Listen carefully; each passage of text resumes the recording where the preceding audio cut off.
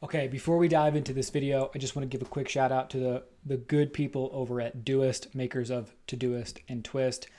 They've been fantastic to work with. I love Todoist. I am not being paid to say that. I found this product outside of this and then reached out to them. They've been great to work with. They make good products. They're good people. I think you're going to enjoy this video.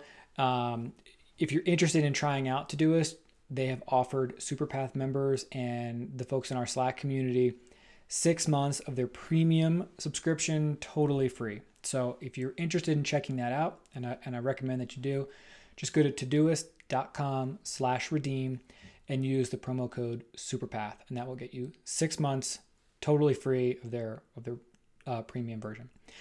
You can check out the free product too, which is good. There are, of course, a couple limitations on it. So check out the pro one because it unlocks a few features that really make it a powerful tool.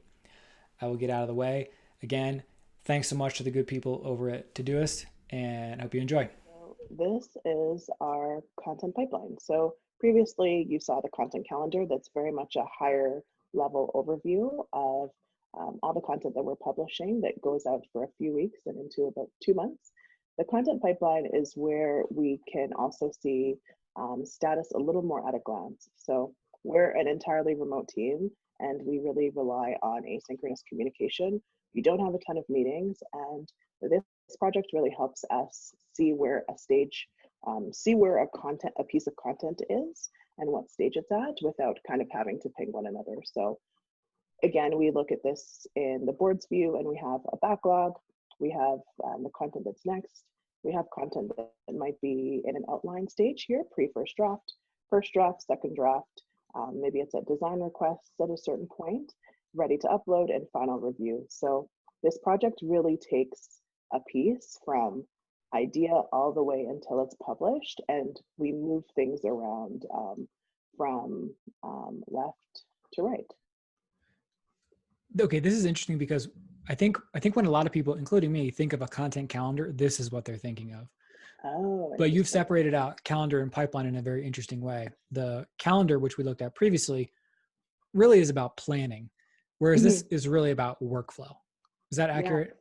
yeah, I think that's exactly it. So this is a little more, it's a little more detailed and really lets us see um, exactly where a piece of content is at beyond just who it's assigned to and when it's going to be published. So we can just see like if there's too many um, drafts stuck in this pre-first draft and where things are in terms of design requests. So it's just very easy to see the status of the piece really quickly. Right, right. Do you still use the date field here? We actually don't. Very often we do not. So I'm just taking a quick look at these, and none of these have dates, but what we do have are some of the tags. So I mentioned that we publish on quite a few topics. We publish on productivity, we publish on teamwork, we publish on specifically our products. So with these labels that we add, we can just see if we have a good mix of content coming down the pipeline versus being too Mm, focused on productivity or being too focused on remote work. okay, that's interesting.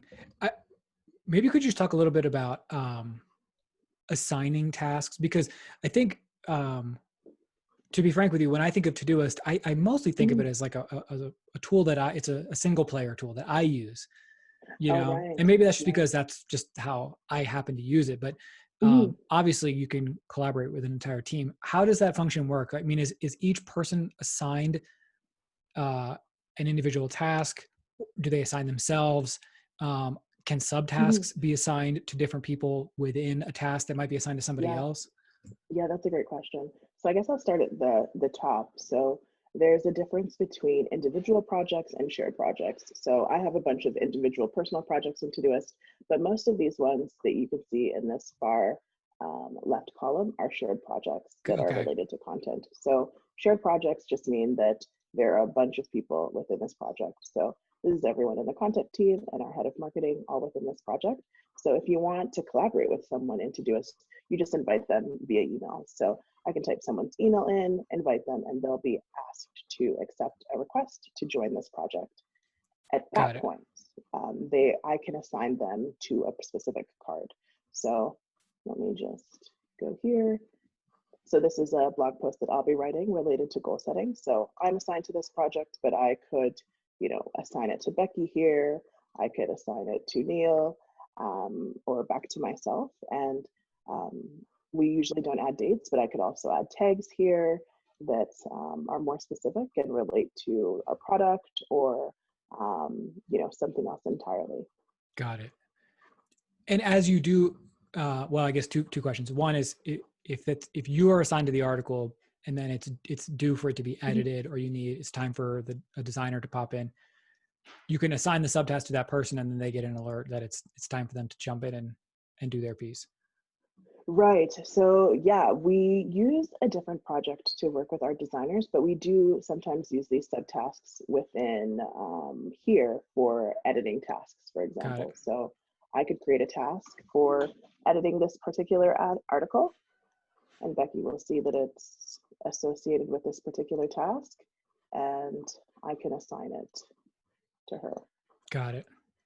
So Okay, within cool. that, you'll see the larger parent task assigned to me and the subtask assigned to Becky. Okay, got it. And then as you assign dates to either tasks or subtasks, it then ends up in your today view and your upcoming view. Which, like, that's what when I open up Todoist, that's what I am Right. primarily looking at, so that I can remember what I'm supposed to do that day. Is that Totally. how that works, and is that how you use it? That's not how we use this particular project since none of them have dates, but you could potentially do that. So I could assign this to myself for today, and then I could go to my today view and see it there. Got it. Somewhere. Yeah, right down here, unique methods for goal setting, and I can see exactly what project it's for, when it's due, and it assigned to me. So I can see that in the today view where I have, filming Todoist for content marketers with Jimmy at the top there for 1:30, and I would see it amongst all my other tasks.